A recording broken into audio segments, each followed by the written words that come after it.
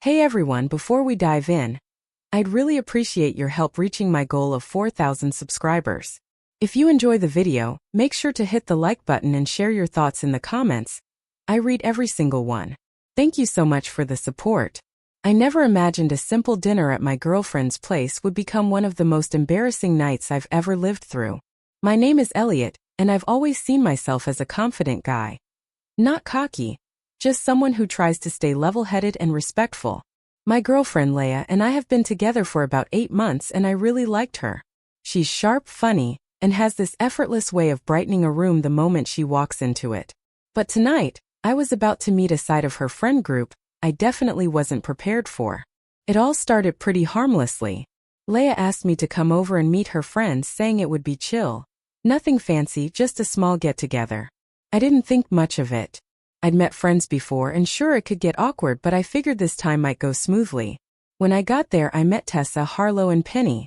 Tessa was tall, blonde, bubbly. The type who takes over conversations without even realizing it. Harlow had this sharp, almost dangerous sense of humor that could charm you or slice you open depending on her mood. And Penny, small and quiet, smiled politely, but her eyes held this knowing glimmer, like she already had opinions about everything around her. They all greeted me politely enough, but the atmosphere in the room shifted the moment I stepped in. We started with basic small talk, work, hobbies, favorite shows, the typical warm-up stuff. At first everything felt normal, but then Tessa leaned forward with this sly, smug grin and said, "So, Elliot, Leia told us you actually play video games." Yeah. I laughed awkwardly, trying to brush it off. But her tone wasn't curious, it was mocking. "Oh, he's good," Leia chimed in. "Like, he's basically a pro at those little indie games." Tessa smirked. "Indie games? How adorable. Do you also have a tiny little job to go with them, Elliot?" She giggled, and the other two joined in with quiet laughs. Heat rushed up my neck. I forced myself to smile, but inside I was spiraling. Is this how they saw me? Cute? Laughable? I felt like the punchline at my own roast. Harlow added, "And Leia says you make her laugh a lot. That's precious. So how long have you two been together?" "About half a year," I answered. Penny's polite smile twisted into something sharper. "Wow, 6 months. You must really care about her if you're willing to tolerate, well, him." I froze. Their mockery wasn't light teasing. They were tearing into me, defining me, trying to knock down every bit of confidence I had. But I couldn't let it show. Not in front of them. Not in front of Leia. So I forced a smile, took a breath and said, "Wow, you three are hilarious." They laughed even louder, like I had just given them exactly what they wanted. I noticed Leia looking between us, worry flickering in her eyes, maybe even guilt. But the laughter didn't stop. And then Tessa went further. She eased back in her chair, folded her arms and said, "So, Elliot, what is it you actually do for a living? Or is it too dull to even talk about?" Her voice was playful, but there was a bite underneath it, and I could feel my pulse climb. I wanted to fire back, to defend myself, but I reminded myself, patience, clarity, precision. That's when it hit me. If I snapped, I'd be handing them exactly what they were fishing for. So instead I paused, drew in a slow breath and met each of their eyes in turn. "I do a lot of different things," I replied evenly. "Some might call it boring. Others call it practical. I help people solve problems, sometimes the ones nobody else is willing to handle. And I'm good at it. Not for praise. Not for attention. I do it because it matters." Their laughter faltered. Tessa's brow arched. Harlow tilted her head. Penny's mischievous spark dimmed into something more curious. I offered a light smile, feeling the energy subtly shift. "Sure, I play indie games," I continued.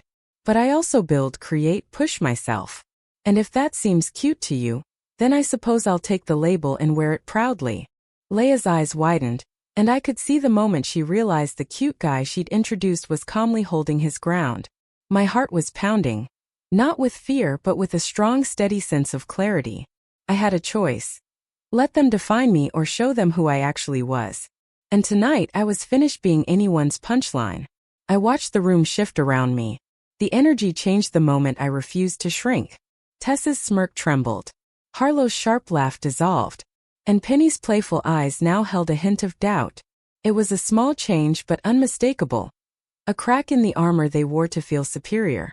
I decided to push the point not with heat but with accuracy. You know, I said, keeping my voice calm, making fun of someone for what they do, or who they are says a lot more about you than it does about me. I can handle a joke, but I won't be turned into one. And I think you already know that. That's why the jokes keep coming. Silence. Leia, who'd been fidgeting nervously, finally spoke. Elliot, you don't have to. I want to, I said gently, cutting her off, because I think we all need to be clear about something. I'm not here to impress anyone with fancy titles or money or status. I'm here because I care about someone, Leia, and that's what matters to me. My work, my interests, my principles, they're mine, and they're part of who I am. Tessa's mouth tightened. Harlow leaned back a bit. Even Penny's expression shifted. The tension stretched thin across the room. But I wasn't finished, not yet. I had to land it. You see, I said, letting the words drop with intention. Confidence isn't about being loud or showy. It's about standing steady when people try to knock you off balance. I've been respectful. I've been patient. I've let your comments roll past me. But tonight, I'm not here to play the role of anyone's joke. I'm here to show up as myself. And if that isn't good enough, that's not my burden to carry. I watched their faces shift, amusement draining into surprise. The air grew thicker, quieter, as though someone had pulled the plug on the laughter. Tessa blinked a few times like she'd just realized she had misjudged me. Harlow's cocky smirk slipped away, replaced by something like respect. Or maybe it was just shock. Penny's small smile resurfaced, but it wasn't the usual mischief. It was thoughtful, almost impressed. Then I smiled, gently cutting through the tension. And Leia, I said, turning toward her, I'm not trying to impress them. I just want to be real with you. No pretending, no shrinking back. And if being myself makes them uneasy, that's their issue, not mine. Leia reached out and took my hand, her touch soft. Elliot, I didn't know you had this kind of strength, she whispered. I'm sorry. I should have spoken up sooner. I gave her hand a small squeeze, a wave of relief, and pride washing over me. It's okay, I said. Tonight wasn't about performing. It was about holding my ground. And honestly, it feels good to finally be myself. Tessa eventually broke the silence, her voice muted. Okay. Maybe we were a bit harsh. I didn't mean. I stepped in, warm but steady. I know. You all have your way of joking, and that's fine. But some lines, once crossed, teach a lesson. And tonight, you learned one. Harlow let out a shaky laugh, trying to regain a piece of her earlier bravado. Yeah, fair enough. You've got some guts, Elliot. I leaned back, feeling the shift settle completely. No more ridicule. No more patronizing smirks. For the first time all night, the room felt level. Respect had replaced the laughter. Admiration had taken the place of mockery. Tenny, quiet as ever, looked at me and said, almost shyly, I actually liked how you handled that. I'm clear. Not angry, just confident. I chuckled softly. Thanks. That really means a lot. The rest of the night unfolded differently. The teasing never resurfaced. Conversation moved smoothly. The smiles were real. And Leia and I traded small, knowing glances. The earlier tension dissolved, replaced with a shared understanding. Boundaries were drawn, and they were honored. Walking home later that night, I thought about it all. It wasn't about winning or proving a point. It was about standing steady in who you are, even when others try to shrink you. About recognizing your own worth and holding firm without hostility. About turning their jokes into a mirror that showed them a strength they had never noticed. And the best part? I didn't have to shout. I didn't have to argue. I didn't have to humiliate anyone. I just had to be Elliot, the real Elliot. And by doing that, I earned something far more valuable than approval. Their respect, Leia's respect, and most importantly, my own. That night, I understood something important. Confidence isn't loud.